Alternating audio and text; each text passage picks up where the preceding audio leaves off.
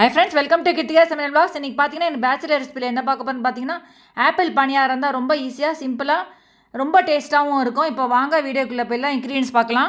Cut பண்ணி எடுத்து வச்சுருக்கேன். மைதா மாவு, சுகர் வந்து பவுடர் பண்ணது, பால் 1 கப்பு, ஏலக்காய், நெய் கொஞ்சமாக, பிஞ்ச் ஆஃப் சால்ட்டு கொஞ்சோண்டு. இப்போ இந்த ஆப்பிள் எல்லாத்தையும் ஒரு மிக்ஸி ஜாரில் போட்டு அரைச்சி எடுத்துகிட்டு வந்துடலாம். இப்போ ஆப்பிள் பார்த்தீங்கன்னா நல்லா அரைச்சி எடுத்துகிட்டு வந்தாச்சு பாருங்கள். சேனல் இப்போ தான் ஃபஸ்ட் டைம் பார்க்குறீங்கன்னா கீழே சப்ஸ்கிரைப் பட்டன் இருக்கும், அதை ப்ரெஸ் பண்ணி பக்கத்தில் இருக்கிற பெல் பட்டன் ப்ரெஸ் பண்ணி ஆல் என்ற பட்டன் ப்ரெஸ் பண்ணி அதை போடுற வீடியோ நோட்டிஃபிகேஷன்ஸாக வரும். இப்போ நல்லா ஆப்பிள் அரைச்சி நல்லா இந்த மாதிரி விழுதாக எடுத்து வச்சுக்கணும். ரொம்ப தண்ணி ஊற்றி அரைக்காமல் லைட்டாக தண்ணி ஊற்றி அரைச்சி எடுத்து வச்சுக்கோங்க. இப்போ இந்த ஆப்பிள் அரைச்சது எல்லாத்தையும் ஒரு பவுலில் சேர்த்துடலாம். இது எல்லாத்தையும் அப்படியே ஒரு பவுலில் சேர்த்துருங்க. இது வந்து இந்த ஆப்பிளோட பிரேக்ஃபாஸ்ட் வந்து ரொம்ப டேஸ்ட்டாக ரொம்ப சிம்பிளாக நல்லாயிருக்கும். பசங்களும் லைக் பண்ணி சாப்பிடுவாங்க, பெரியவங்களும் விரும்பி சாப்பிடுவாங்க இந்த மாதிரி செஞ்சிங்கன்னா.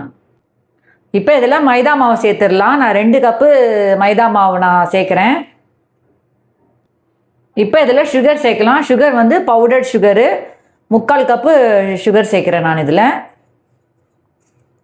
சுகர் வந்து பவுடர் பண்ணி அதில் சேர்த்துக்கோங்க. இப்போ இதில் ஏலக்காய் பொடி சேர்த்துடலாம். இப்போ இதில் பால் சேர்க்கலாம். 1 கப்பு பால் நான் சேர்க்குறேன். இப்போ கொஞ்சமாக சால்ட் சேர்த்துருங்க. இப்போ எல்லாத்தையும் சேர்த்துட்டு நல்லா அப்படியே மிக்ஸ் பண்ணிக்கலாம் இதோட. இப்போ அதெல்லாம் அந்த ஏலக்காய் தூள் அது எல்லாமே சேர்த்து நல்லா மிக்ஸ் பண்ணிக்கோங்க. பால் வந்து 1 கப்பு நான் சேர்த்துருக்கேன். ஆப்பிள் பார்த்தீங்கன்னா ஒரு 4லேருந்து ஒரு 5 ஆப்பிள் நான் சின்னதாக ஆப்பிள் வந்து கட் பண்ணிவிட்டு தோலெல்லாம் எதுவுமே சீவலை, தோலெல்லாம் எதுவுமே கட் பண்ணாமல் அப்படியே இது பண்ணிடலாம், நீங்கள் போட்டுடலாம்.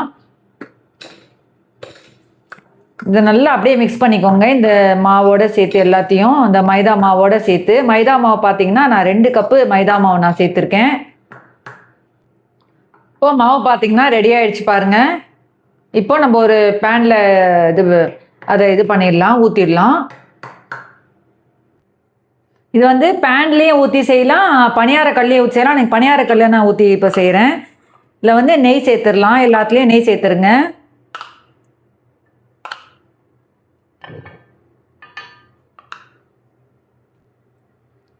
இப்போ இதில் மாவு ஊற்றிடலாம். எல்லாத்துலேயும் மாவு ஊற்றிடலாம்.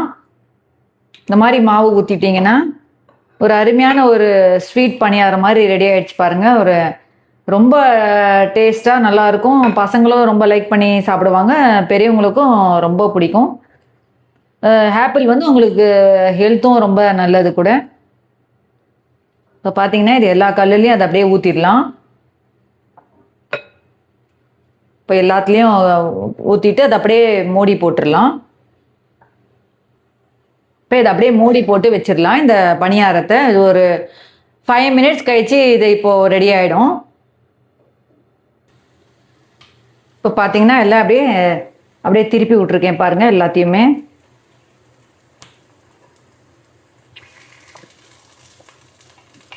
இப்போ எல்லாம் நல்லா அப்படியே திருப்பி விட்டோம்னா ஒரு அருமையான ஒரு இது ரெடி ஆகிடுச்சு பாருங்கள்.